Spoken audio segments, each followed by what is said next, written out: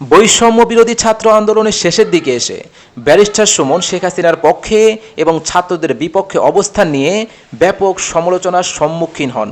পরবর্তীতে শেখ হাসিনার পতন হলে বৈষম্য বিরোধী ছাত্র আন্দোলনে হামলা মামলার অভিযোগে ব্যারিস্টার সুমনকে গ্রেফতার করা হয় এবং কাশিমপুর কারাগারে পাঠানো হয়। এবার কাশিমপুর কারাগার থেকেই ব্যারিস্টার সুমন তার মা এবং ভাই বোনদের উদ্দেশ্যে দুটি চিঠি লেখেন।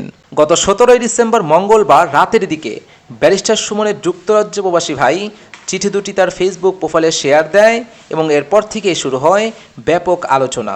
তার ভাই বলেন, ব্যারিস্টার সুমন কারাগার থেকে এই চিঠি দুটি তাদের উদ্দেশ্যে লিখেছেন।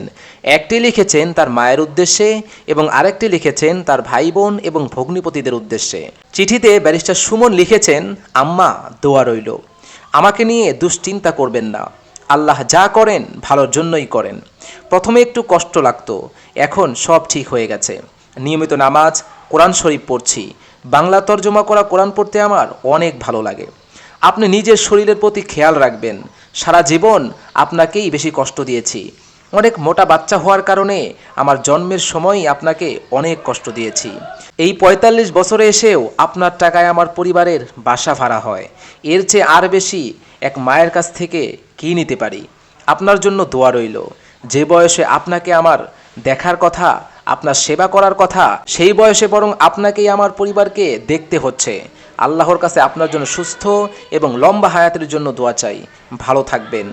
এছাড়া ভাই বোন ও ভগ্নিপতিদের উদ্দেশ্যে ব্যারিস্টার সুমন আরেকটি চিঠি লেখেন। সেখানে তিনি বলেন, আমার জন্য কোনো চিন্তা করো না, রাজবন্দী হিসেবে জেলে আছি, কোনো চোর বা দুর্নীতি হিসাবে নই। আমার কারণে তোমাদের কোনো অসম্মান হোক, এটা আমি কখনো চাইনি আর কখনো চাইবও না। আশা করি আল্লাহর রহমতে তোমাদের অসম্মান হবেও না। চিঠিতে তিনি আরও উল্লেখ করেন, অনেকে বলে আপনার কি সম্পদ আছে, দীর্ঘদিন জেলে কিভাবে খরচ চালাবেন? আমি উত্তর দেই, আমার বেশি সম্পদ না থাকলেও আমার 5টি বোন আছে, একটা ভাই আছে, এটাই আমার বড় সম্পদ।